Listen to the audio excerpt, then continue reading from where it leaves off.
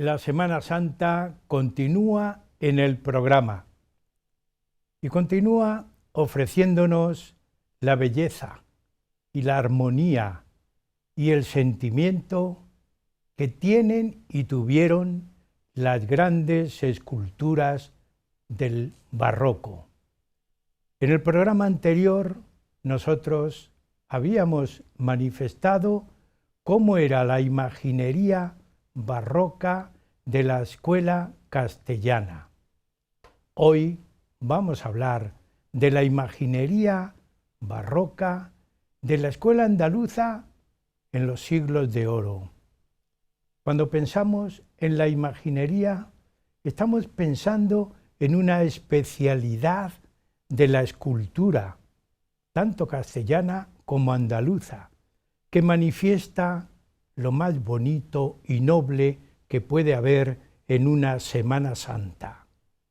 Presenta la religiosidad, presenta a la vez lo armónico que es el conjunto escultórico y presenta, cómo no, el acto litúrgico.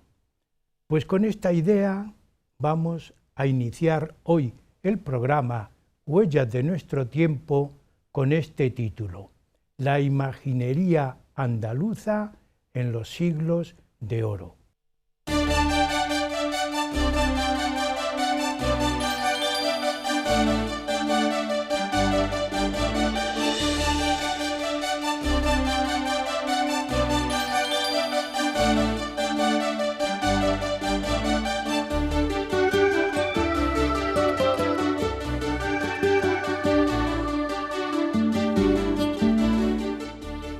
La imaginería andaluza de los siglos de oro, desde el siglo XVI, XVII y XVIII, va a ser el contenido del programa de hoy. La imaginería manifiesta el realismo. La imaginería existió en la época barroca porque la Semana Santa es como el gran teatro callejero cuando salen las imágenes en procesión. Hoy vamos a exponer los personajes, artistas, escultores, casi diríamos arquitectos de la pintura. Vamos a exponer no solamente las grandes figuras, sino también las grandes obras artísticas de cada uno de ellos.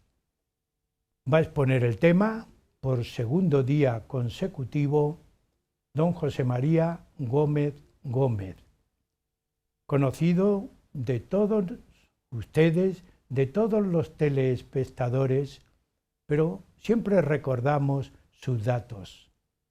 Es catedrático de literatura, de enseñanza media, jubilado, gran poeta, es un gran investigador, gran conocedor de la historia y de la literatura española y por supuesto también de la historia y literatura castellana y, cómo no, de nuestra región. Don José María Gómez es un gran catedrático, para mí mejor poeta, porque gracias a él transmite el saber, pero el saber hecho poesía llega más, se enjuicia mejor y además cala más en este señorío que puede tener la poesía cuando explica una obra de arte. Así que, amigos, con ustedes hoy expone nuevamente don José María Gómez Gómez la imaginería andaluza de los siglos de oro. José María, nuevamente la bienvenida al programa. Y siempre digo lo mismo, pero esta es una bienvenida para mí sentida, agradecida y, por supuesto, ensalzada porque ensalza el programa. Así que, José María, bienvenido. Gracias, Andrés. A tu disposición siempre y a la de nuestros telespectadores, en este caso, para ilustrar con mis humildes pero ambiciosos versos la belleza de la imaginería andaluza de los siglos de oro. Pues vamos a empezar con esa idea que acabas de exponer. ¿Cuáles son las notas características que tiene, aunque tanto la castellana como la andaluza van, diríamos, arropados por un mismo sentimiento y una misma emoción, pero cuáles son las notas que caracterizan a la imaginería andaluza y que la distingue a la vez de la castellana? Primera cuestión obligada. Lógicamente, ambas manifestaciones estéticas de la imaginería de los siglos de oro tienen como característica fundamental el realismo. Ya dijimos que en la escuela castellana ese realismo se acentúa hacia un mayor patetismo y expresionismo, mientras que en la escultura andaluza esa teatralidad o esa expresividad se consigue más en la parafernalia de las grandes procesiones. Ahí estamos contemplando la procesión del cautivo en Málaga, que lleva pues hasta 50.000 penitentes. En la ocasión en que yo la contemplé, que estaba siendo radiada por Carlos Herrera.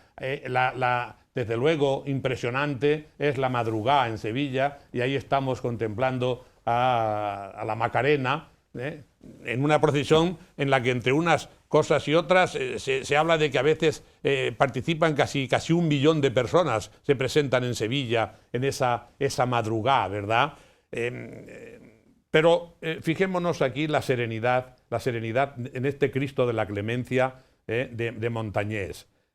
No tiene ya nada que ver, es realista, pero no tiene nada que ver con los Cristos que vimos en la escuela castellana.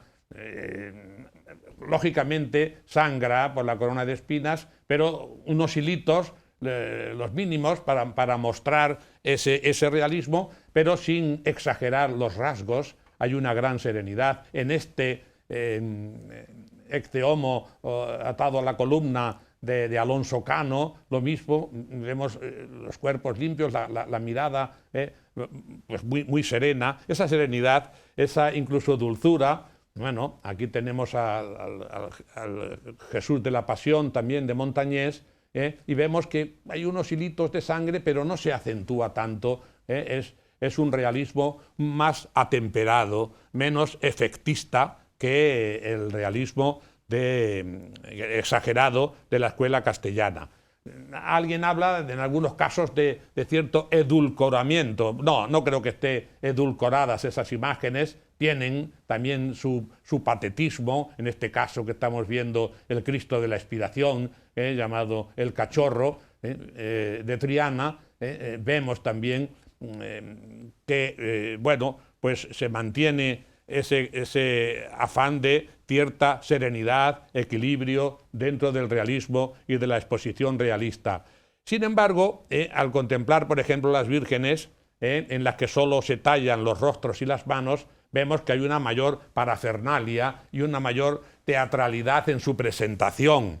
Fijémonos aquí, por supuesto, en esto no tiene comparación la escuela castellana con la andaluza. La escuela andaluza es una maravilla de coronas riquísimas, de oro o de plata sobredorada, unos bordados maravillosos, unos mantos y unos tejidos y vestes de las vírgenes, pues que son verdaderamente impresionantes. A veces se pierden en toda esa parafernalia teatral en que se montan los besamanos. Qué bordado tan impresionante, en oro, la carnosidad de esos candelieri, de esos acantos en los que parece que se tiene horror al vacío, el horror vacui, todo había que rellenarlo, los mantos, también los mantos de los nazarenos, los mantos de las vírgenes, las coronas, y vemos cómo pues, las iglesias, las capillas, se transforman en un teatro de la fe, porque así podríamos definir quizá la Semana Santa andaluza. Toda la Semana Santa, en el fondo, un poco lo es, pero sobre todo la Semana Santa andaluza es toda una manifestación teatral, orgullosamente teatral. El pueblo se siente orgulloso de hacerlo y de acompañar en esa manifestación de la fe. José María, yo te he escuchado muchas veces cuando comentamos, tú y yo, sobre la poesía, sobre la belleza, que la belleza es un camino hacia Dios. Y a mí se me ha quedado grabado muchas veces este tipo de expresiones que tú me comentas, porque es de una riqueza emotiva, afectiva, es de una sensibilidad que casi podríamos decir y que mueve al éxtasis, esa sensibilidad, esa belleza, camino hacia Dios. Ese camino hacia Dios se expresa en todo este grupo de figuras, de imágenes, de carrozas, de mantos, de coronas que tú nos has expuesto anteriormente. Indudablemente. La belleza artística, la belleza poética de la imaginería, tanto castellana como andaluza de los siglos de oro, es un camino hacia Dios.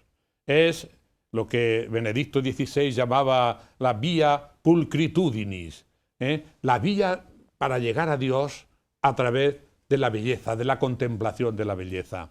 Como Santo Tomás nos habló de la vía cosmológica, que la contemplación del cosmos, de su grandiosidad físico-matemática y científica, nos lleva a la necesidad de una mente perfecta, que es la de Dios. Como también Santo Tomás nos habla de la vía ética, que la imperfección de las acciones humanas, tantos canallas que pasan de este mundo sin ser castigados, tantos inocentes que sufren incomprensiblemente, es necesaria la existencia de Dios para que reparta la justicia eterna, para que reparta y se reconozca el bien, la importancia del bien y del mal. Pues también está la vía pulcritudinis, el camino de la belleza. La contemplación de estas bellezas de nuestras imágenes nos llevan a Dios.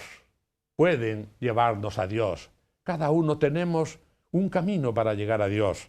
Qué duda cabe que el nuestro, que el mío, uno de los fundamentales, como decía también Chateaubriand en Le Génie du Christianisme, el genio del cristianismo, es la belleza. Y así lo interpreto, que lo sintió también Martínez Montañés. He aquí cómo he visto yo en Montañés esa expresión de la vía pulcritudinis, de la imaginería como un camino hacia Dios. Pues Dios es la belleza y la bondad, y la naturaleza es el espejo. El arte debe ser su fiel reflejo, el equilibrio y la serenidad. Tal fue el logos divino que guiaba la gubia y el buril de Montañés, la llama que su espíritu inflamaba. Es el arte la copia y el embés, la forma efímera, la frágil sombra que proyecta la idea imaginada, pero en su esencia eterna religada, prodigio de creación que nos asombra. Así explicó Platón su ardiente estética. Crear es un proceso minucioso, una tarea enigmática y mimética, un fuego irresistible y misterioso. Lo supo Montañés. Fue en su taller mística teología su quehacer. Crear es descubrir la verdadera luz de Dios que se esconde en la madera. José María, hay una obra de Martínez Montañés, primer escultor que tratamos en el programa hoy. Yo cuando leo y escucho algo, de este tipo de personajes, no sé si son escultores, pintores. ¿Qué ocurre? Y aunque sea un paréntesis, antes que nos hables de ese Jesús de la Pasión que tanto te agrada y que tienes un soneto a él, ¿qué ocurre en este tipo de escuelas? Porque del mismo escultor no sale todo. Es un trabajo de equipo. ¿Cómo podrías explicarnos esto, José María? Efectivamente, la proliferación de la demanda de obras fue tan abundante que los escultores pues no llegaban a dar abasto de todas las peticiones que tenían. Ya pasó con el Greco, contemporáneo de Montañés, ¿verdad? Tuvieron que montar su taller, un taller donde discípulos, aprendices, en muchos casos luego fueron consumados escultores, por ejemplo, de Montañés, discípulo, aprendiz, fue Juan de Mesa, que para muchos es tan grande o más que el propio Montañés, ¿no? Luego después, porque la gloria máxima de la escultura andaluza se la reparten los dos, Montañés y Juan de Mesa. Yo para mí Montañés, quizá por ser el maestro, ¿verdad? Lógicamente, y necesitaban además, pues, otros entendidos, técnicos, en la policromía de las imágenes, que era, y el estofado de las imágenes, que era una técnica que también debía aprenderse, que muchos, los escultores la tenían prácticamente todos o casi todos, ¿no? Pero había quien se dedicaba a ello especialmente. Luego podemos tener esculturas que son de determinado autor, pero luego después el estofado o la policromía pues corresponde a otro artista, ¿verdad?, que se dedica a ello.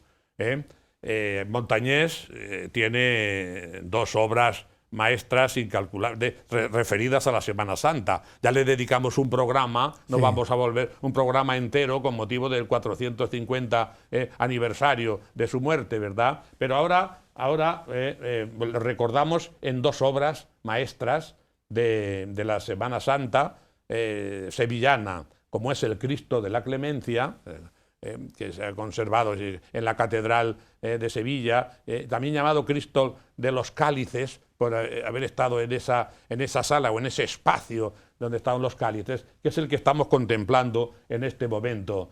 Como ya recitamos sobre él en su momento, y tenemos otros poemas a los que dedicarnos, pues vamos a dejar de referirnos un poco con su poesía a este magnífico Cristo de la Clemencia, que como vemos es un Cristo sereno, es un Cristo que está agonizando.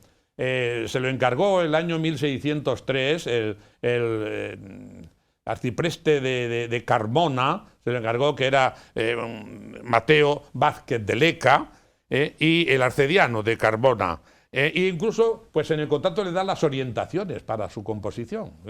Sí. Era un teólogo que quería que estuviese agonizando y con la mirada, con los ojos, que se pudiesen contemplar desde abajo el espectador, que le mirase y le mirase fijamente desde cualquier punto que se pusiera, tuviese siempre la mirada de ese Cristo que está expirando todavía y al que aún le falta la lanzada en el corazón. Por eso no es tan sanguinolento ni tan, digamos, trágico como los Cristos castellanos. Pues vamos a ver, José María, al Cristo de la Pasión tú le tienes dedicada una poesía. Ese sí, es muy emotivo. Además es una de las procesiones más esperadas también en la Semana Santa de Sevilla, Jesús de la Pasión.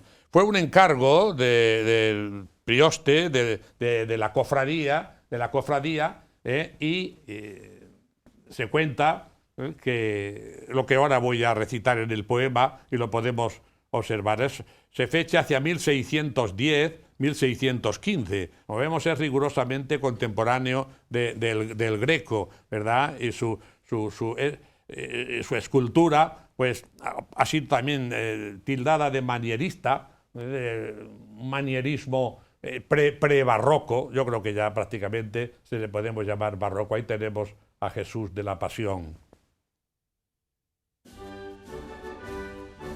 ¡Oh Dios!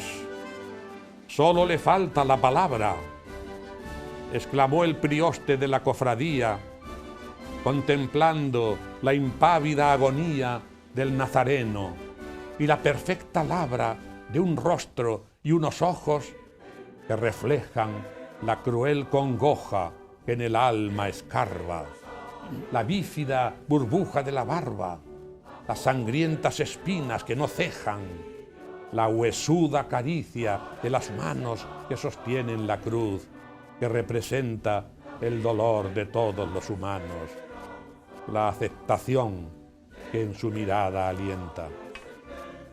Cuentan que cada año en la portada del templo, Montañés se arrodillaba para verle salir en procesión, y ante la multitud allí agolpada, al contemplarlo, el escultor lloraba, y lloraba Jesús de la Pasión. Un gran discípulo de Martínez Montañés, ya lo ha citado anteriormente, Juan de Mesa. Gran discípulo, pero tú decías que podía haber superado en algunos momentos al propio maestro.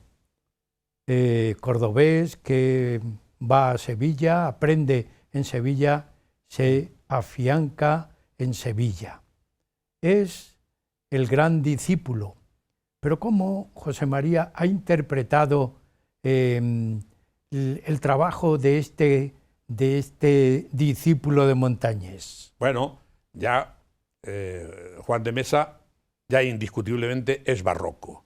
Acentúa más los rasgos barrocos. Es decir, la serenidad de Montañés se transforma ya en mayor angustia en los rasgos de sus personajes, de sus Cristos.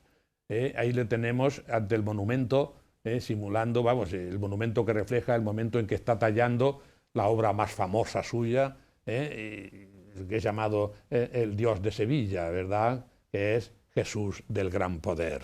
Estamos ciñéndonos a los grandes autores. Sí, No nos entretenemos más en Alonso Cano, ni vamos a hablar de Pedro Roldán, o de su hija, la Roldana, que fue muy importante, incluso del malagueño, de Pedro de Mena, que el Cristo de la Buena Muerte, tan famoso, de la Legión. No podemos ceñirnos a ellos. Vamos con Juan de Mesa, el Cristo de la Buena Muerte. Este es el de Juan de Mesa, no el de Pedro de Mena, que se destruyó y por eso no hablamos de él.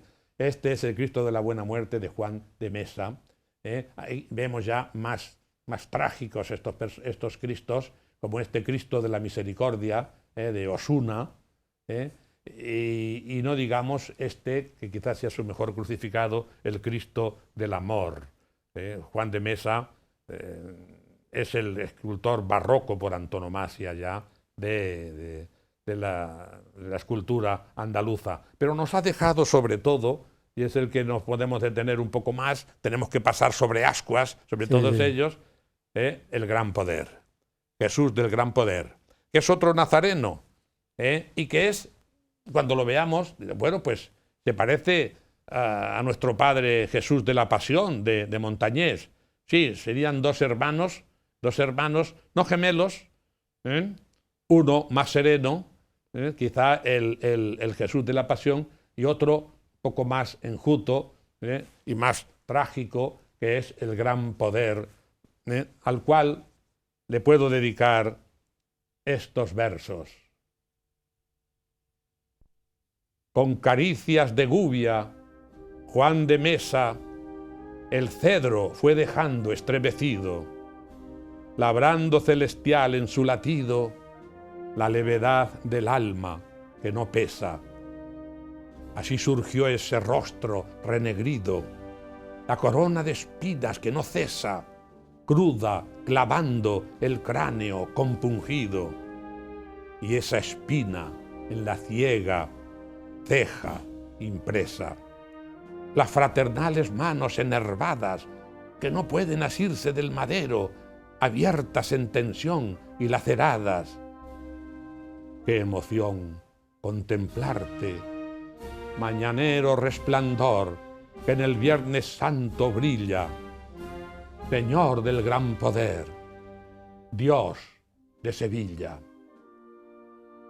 José María, llegamos a la mitad del programa, dejamos ahí la poesía, pero la retomamos después de un pequeño descanso. También a ustedes, amigos, estamos en el programa Huellas de Nuestro Tiempo, hoy con la Escuela de Imaginería Andaluza. Y un descanso muy breve y seguimos con ustedes porque vale la pena escuchar a don José María Gómez Gómez.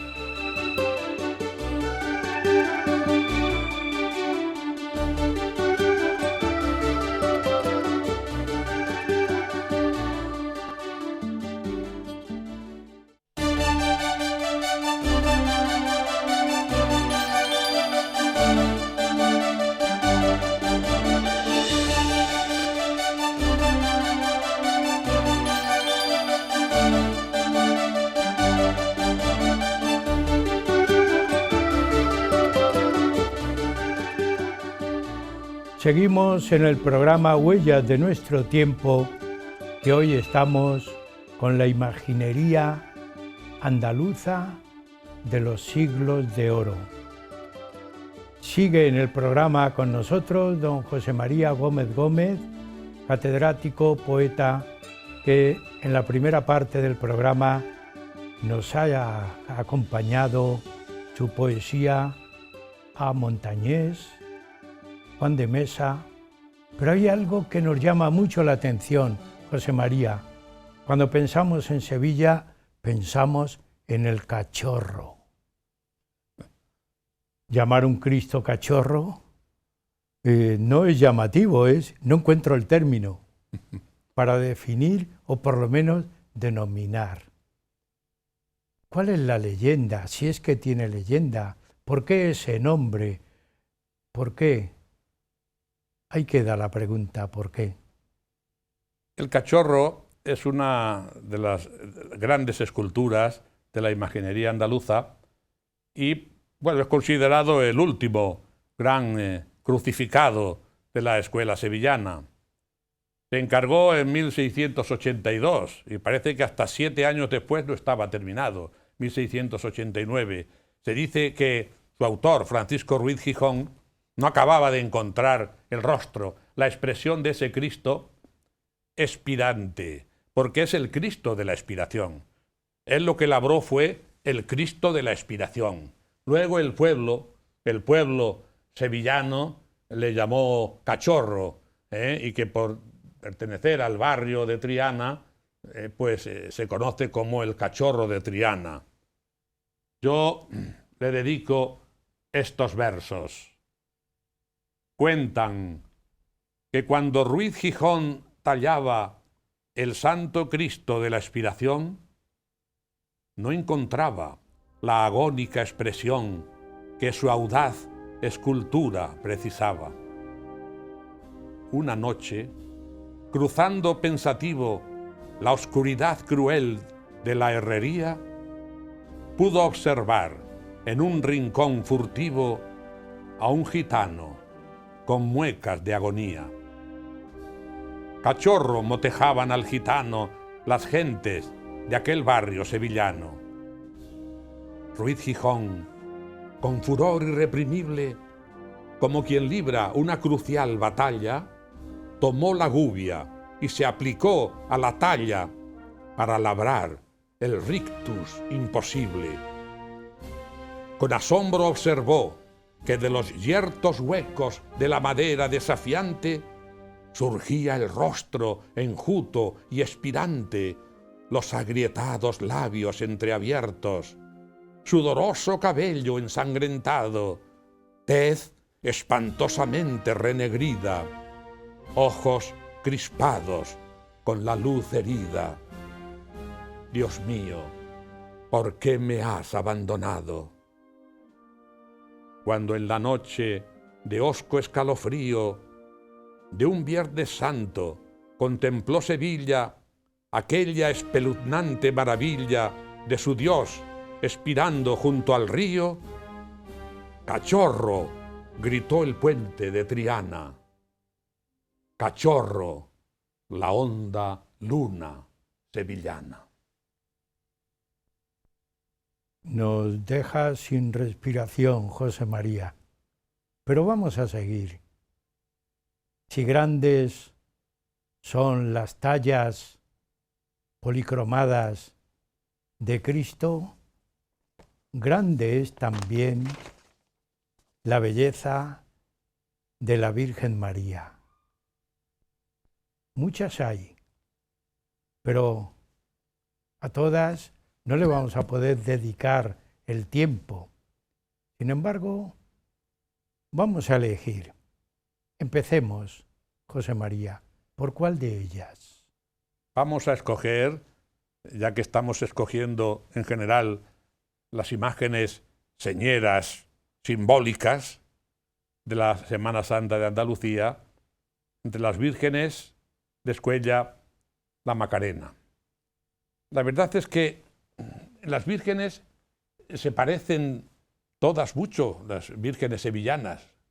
Solo un especialista o alguien que se entretiene bueno, pues con más curiosidad puede observar las diferencias entre unas y otras, porque son imágenes para vestir.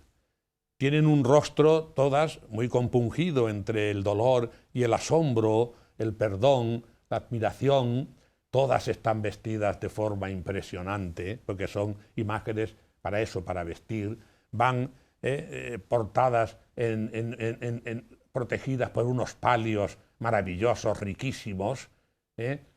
Aquí estamos viendo otra vez a nuestra Macarena, y todas ellas pues tienen un evidente parecido. Las coronas con que se adorna su cabeza, los mantos, ahí la tenemos a la Virgen de la Macarena, la parafernalia teatral en que se transforman sus capillas, en un gran teatro de la fe, del amor, se transforman sus capillas, sus iglesias.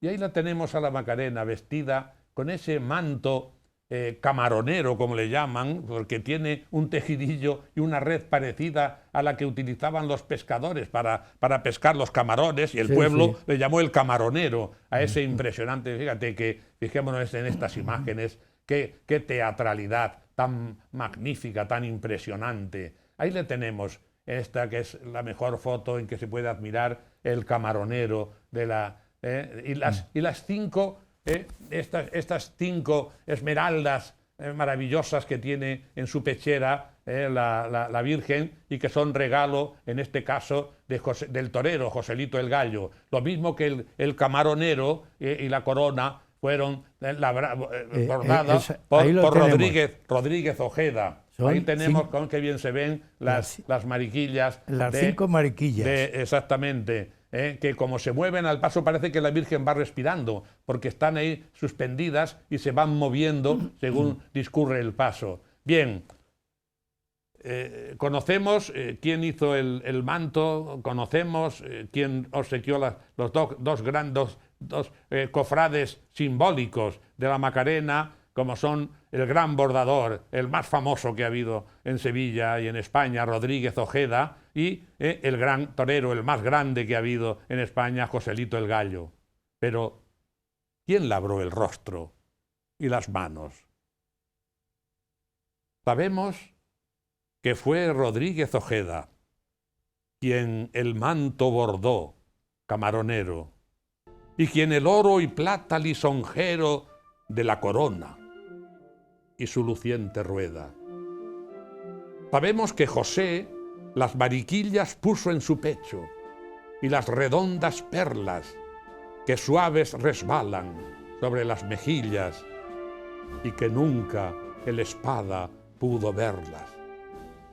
Pero nada sabemos de la mano que modeló su rostro estremecido, tal vez porque Dios hubo decidido que no fuera su autor un simple humano. Se me antoja que en la íntima dulzura y el asombro sincero de los ojos, quiso Dios que luciera su hermosura, ante la que lo humano son despojos.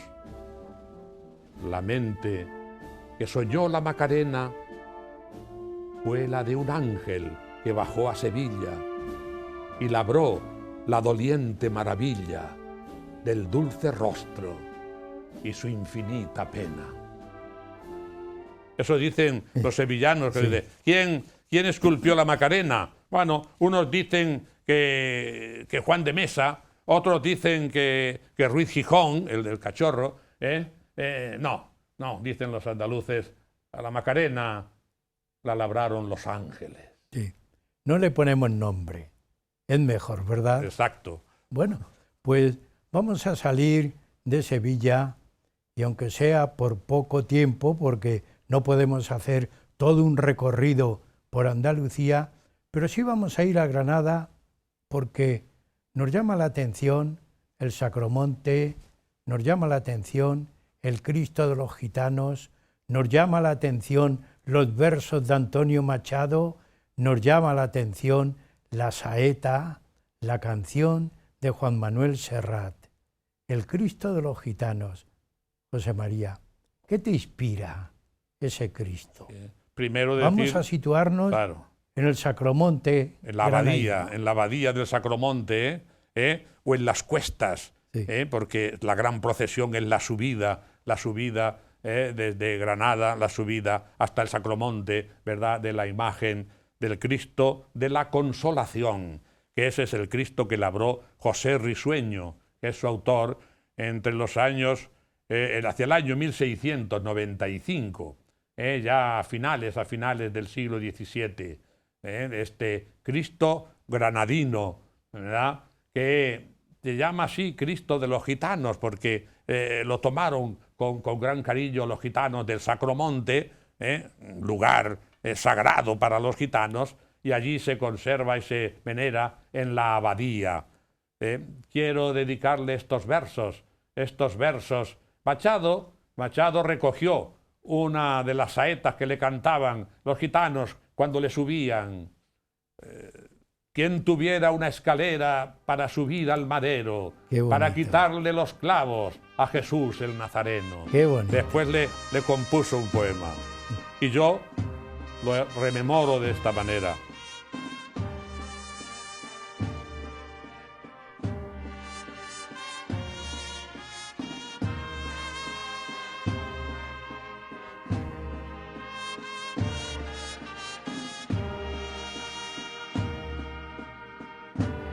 Verte en la larga noche de Granada, verte también al clarear el día. ¿Qué más puede desear el alma mía en tu contemplación transfigurada? Verte en la cuesta del Chapiz, la herida de tu pecho sangrando en el recinto del Albaicín y su hosco laberinto, sereno y muerto para darnos vida. La Alhambra es tu paisaje y tu horizonte. Atrás quedan crujiendo las hogueras, las zambras y las palmas bullangueras de los gitanos de tu Sacromonte. Y tú sigues subiendo majestuoso, Dios hombre, que labró como en un sueño la ardiente gubia de José Risueño, velazqueño en lo místico y lo hermoso. Verte subir al Gólgota imposible de tu abadía mientras amanece y tu crucificada sombra crece, armónica, perfecta, irrepetible, enmarcada en el puro azul del cielo, desde donde derramas tu consuelo.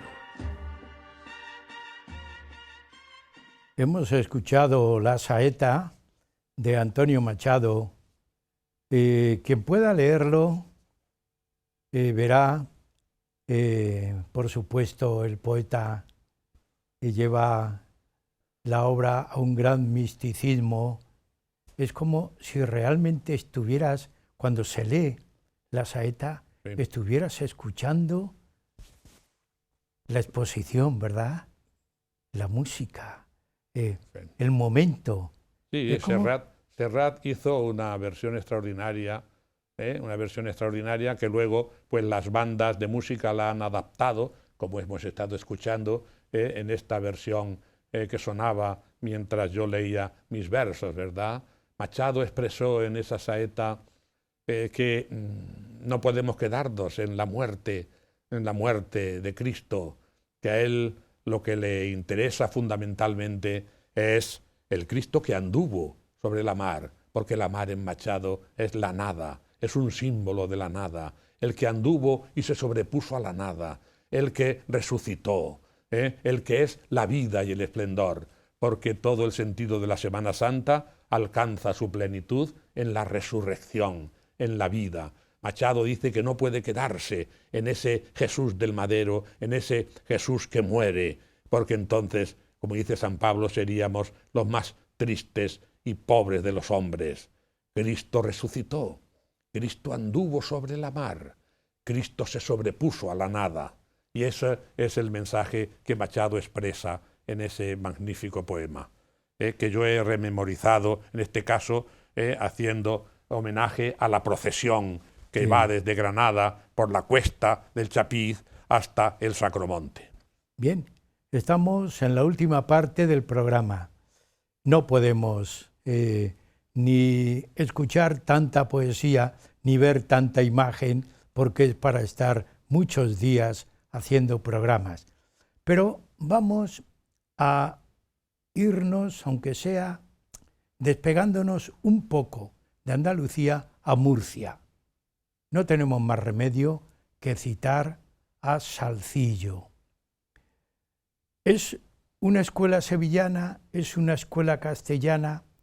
¿Qué tiene de común con ellas o qué tiene distinto? ¿Escuela distinta? ¿Cómo planteamos esta cuestión que yo te estoy preguntando? Efectivamente, la imaginería de Salzillo pues es muy representativa de lo que es su propia tierra, de lo que es Murcia. Es castellana y es andaluza. También participa de ambas tendencias estéticas, aunque él crea su propia manera ya en pleno siglo XVIII. Sobre todo, pues esa dulzura de sus imágenes que no tiene parangón. Las que hace para vestir no son tan lujosas ni tan, digamos, ostentosas como son las imágenes andaluzas. Luego tienen también el movimiento y la tersura de las imágenes castellanas. Francisco de Salzillo es único, porque además pues, le viene una tradición napolitana, italiana, muy fresca, muy juvenil, como se demuestra, sobre todo en su famoso Belén, que él, como hijo que es de napolitano, aunque él ya nació en Murcia, pero por supuesto tiene toda esa cultura y toda esa herencia por parte de su padre, que además pues, hace que las vestimentas de los personajes no sean tan de época, no se busquen tanto a lo hebreo, como se practica en la escuela, por ejemplo, castellana, sino que es más de su época. Los mantos que viste vírgenes suyas como la Dolorosa, pues, o los ropajes que él simula y labra en la Verónica, ¿no? O en Cristo, no se busca tanto la época. Pero, José María, sí. Podríamos decir que es como el villano en su rincón, un hombre escultor feliz en su rincón. Sí, muy feliz en su rincón, pero bueno fue villano, ¿no? Pero fue un hombre de cierta importancia y ¿no? muy... Ahí tenemos una imagen suya. Sí, exactamente. Fue un gran profesor de escultura y bueno, un hombre muy respetado y muy admirado en su época. Precisamente la cofradía del Nazareno para la que labró los 8 pasos de los que vamos a hablar en este momento, pues le nombró, era él también,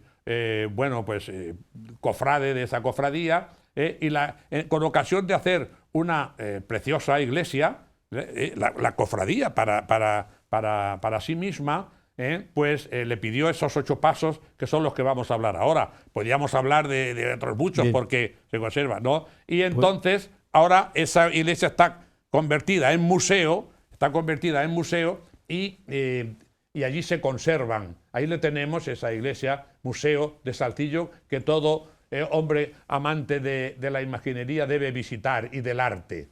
Queremos rendir este homenaje a esos pasos de Saltillo que salen en esta procesión del Nazareno y que él elaboró para esa cofradía.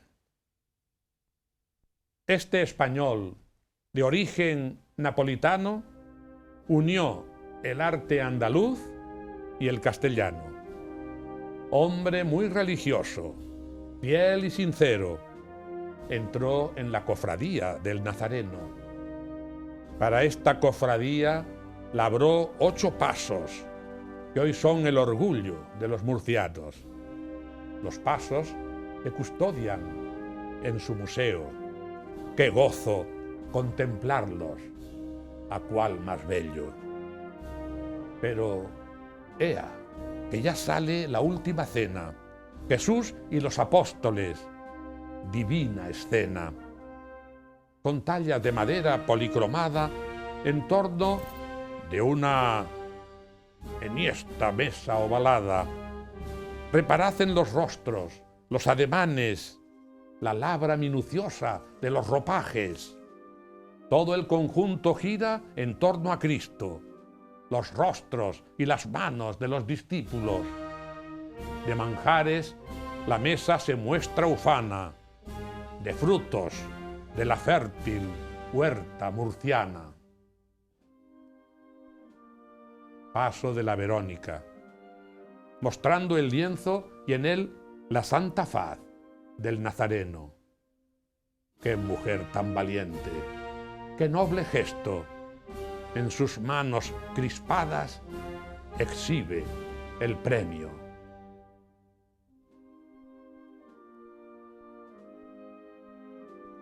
¿Y esa mujer quién es? Pálida rosa, las manos suplicantes, mustia la boca, que al cielo eleva su íntima mirada acuosa. La perla de Saltillo, la dolorosa. Detrás viene siguiendo su nuevo hijo, San Juan, el bien amado, de amor herido. Qué prestancia tan noble, su gesto altivo, con razón acusándonos del cruel deicidio. Y ya se acerca el paso más hondo y místico, la oración en el huerto de los olivos. Jesús suplica absorto: «Oh Padre mío, aparta de mí el cáliz de mi suplicio». El ángel lo conforta: «Rostro divino». A un lado, los apóstoles yacen dormidos. Paso de la espantosa flagelación. Murcia es un mar de lágrimas de la emoción. Látigo en mano vienen crueles sayones, desgarrando las carnes del Dios y hombre. Uno, junto a las ropas, ríe y blasfema. Mofándose del castigo, saca la lengua. Las almas convulsionan. Ya se aproxima el conjunto terrible de la caída. Impávido y fornido, el cireneo con sus brazos sostiene el tosco madero. Un sayón a Jesús tira del pelo y una maza con clavos agita fiero. Otro sujeta a Cristo, hosco y avieso, con la soga de esparto atada al cuello. Y ahora sí, llega el paso del prendimiento. Dos conjuntos perfectamente simétricos. Jesús y Judas, tallas en un madero, y al lado, en plena lucha, Malco y San Pedro. En Judas y Jesús, traición y beso. En el valiente apóstol, qué duro gesto. Saltillo aquí proclama su arte supremo. El bien y el mal del mundo van paralelos. No sé si es el más grande, el más excelso en la lista de grandes imagineros, pero sé que Saltillo, místico en sueño, es artista inmortal, sublime, inmenso. José María, hemos llegado al final, tristemente, porque nos hemos dejado muchos autores, muchos escultores, muchos pintores, imagineros, pero la muestra me parece a mí que es válida para entender lo que es la Escuela Andaluza de Imaginería. José María, una última pregunta. Sí. ¿Qué decir para terminar el programa? Pues, ¿cómo no va a ser sublime este arte si en todas estas imágenes está influyendo claramente lo divino?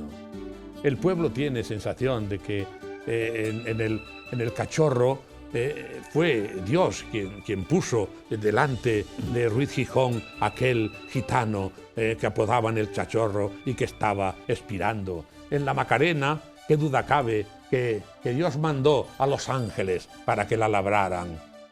Y también en la oración en el huerto de Saltillo, se dice que cuando estaba labrando el rostro de ese ángel, que para muchos es uno de los rostros más perfectos, dulces de la imaginería española, no sabía cómo terminarlo, estaba pesaroso.